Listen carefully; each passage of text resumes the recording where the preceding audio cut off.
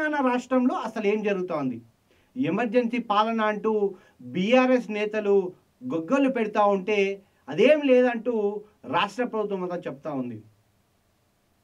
అయితే నిన్న అక్రమ అరెస్ట్ అయినటువంటి పాడి కౌశిక్ రెడ్డి నిన్న బెయిల్పై విడుదల కావడం జరిగింది. కానీ ఈరోజు రాష్ట్ర వ్యాప్తంగా బీఆర్ఎస్ నేతలందరినీ కూడా ఎక్కడికక్కడే అరెస్ట్ చేస్తూ ఉన్నారు. హౌస్ అరెస్ట్లో మాజీ మంత్రి హరీష్ రావు కూడా ఉన్నట్టు తెలుస్తూ ఉంది. అటు కేబీ వివేకానంద కూడా హౌస్ అరెస్ట్ చేశారు. అటు ఎమ్మెల్సీ షంబీపూర్ రాజు కూడా హౌస్ అరెస్ట్ చేసినట్టు తెలుస్తూ ఉంది.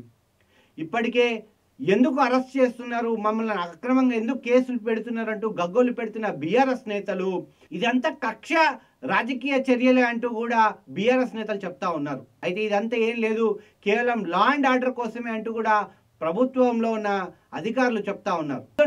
ఈరోజు పొద్దున్న నుంచి మొత్తం కూడా రాష్ట్ర వ్యాప్తంగా కూడా బీఆర్ఎస్ నేతల్ని ఎక్కడికక్కడ ఆ కార్యకర్తల్ని బీఆర్ఎస్ నేతల్ని అరెస్ట్ చేస్తూ ఉన్నారు. మేడ్చల్ జిల్లాలకు సంబంధించి కూడా అందరూ నేతల్ని కూడా అరెస్ట్ చేసి స్థానిక పోలీస్ స్టేషన్లకు తీసుకెళ్లడం జరుగుతోంది.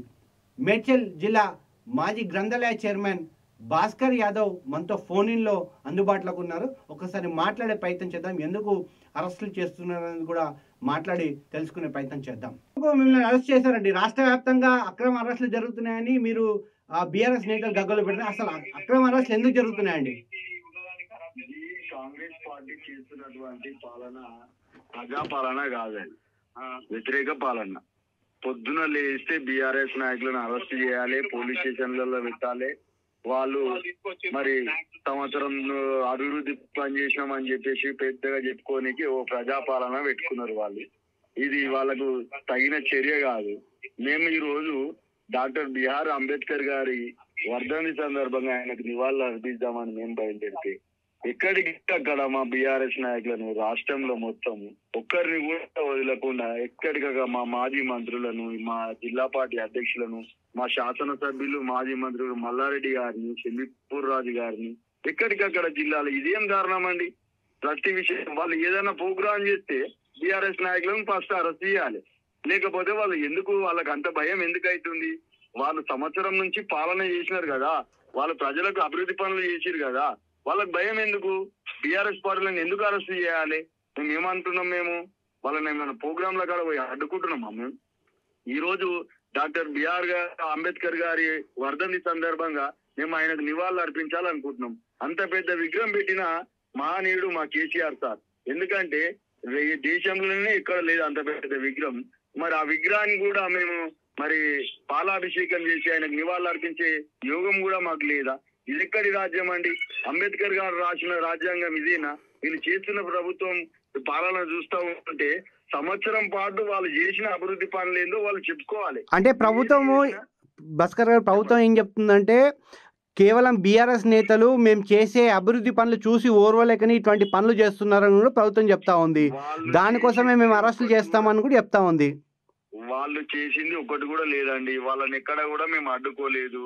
మరి ఇప్పుడు వాళ్ళు చేసే ఉద్యోగాలు కానీ ఏవైనా డెవలప్మెంట్స్ కానీ అప్పుడు ఉన్నటువంటి ముఖ్యమంత్రి కేసీఆర్ గారు చేసినయే వాళ్ళు ఇప్పుడు ఇనాగ్రేషన్లు, ఉద్యోగాలు ఇవ్వడము అవే పెట్టుకుంటారు. కానీ వాళ్ళు సొంతంగా చేసింది ఫస్ట్ వాళ్ళు 6 గ్యారెంట్లు అమలు చేయమను, ప్రజల మధ్యలోకి వచ్చి మేము గొప్పలు చెప్పుకోమను. మేము 6 గ్యారెంట్లు ఇస్తున్నాం, మరి మేము మాట తప్పలేము, మడమ తిప్పలేమని చెప్పుకోమండి.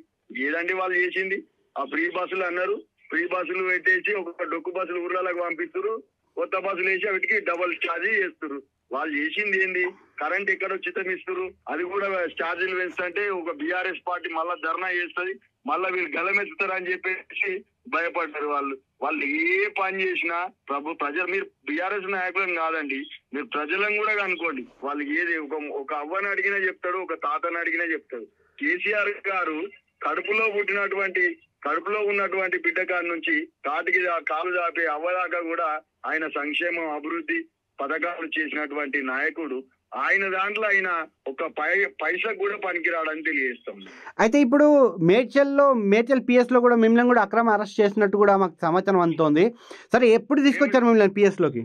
మేము ఇప్పుడు మేడ్చల్ పిఎస్ లో ఉన్నామండి. మేము స్నానాలు చేయలేదు, జపాలు చేయలేదు, ఏమి చేయలేదు. ఫస్ట్ వచ్చేసి కథం డోర్ కొట్టేయాలి, తీయాలి, పట్టుకొని రావాలి, కూర్చుండబెట్టాలి. ఎందుకంటే సార్ చెప్పింది ఇక్కడికి వస్తే ఇక కూర్చో పంపిస్తామని మేము ఇవాళ చెప్తున్నాం కదా.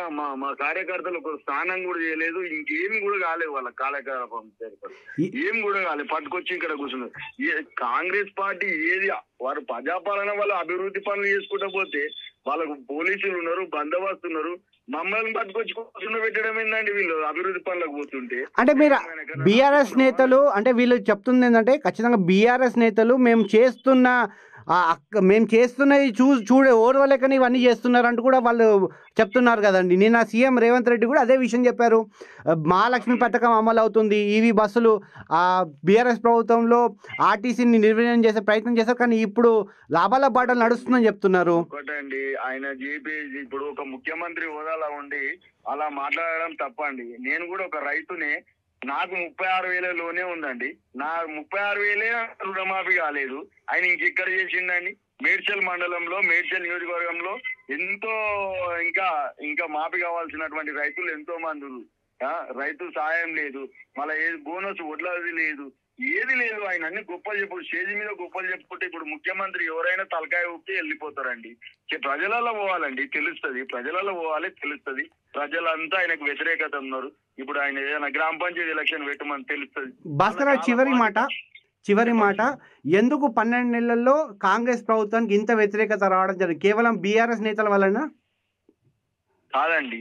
వాళ్ళు ఇచ్చినటువంటి హామీలు తప్పుడు హామీలు, 420 హామీలు, ఒక్క హామీ కూడా నెరవేర్చలేదు కాబట్టి ప్రజలు దిగబడతారు. కేసీఆర్ ఉంటే మాకు కళ్యాణ లక్ష్మి వస్తుండే, అదే నయం ఉండే అని చెప్పి ఇప్పుడు కూడా కళ్యాణ లక్ష్మి ఎక్కడ ఇస్తే కేసీఆర్ గారు ప్రవేశపెట్టిన అదే 1,116 రూపాయలు తప్ప మరి ఆయన తులం బంగారం ఎటుపోయిందో ఆయననే చెప్పాలి.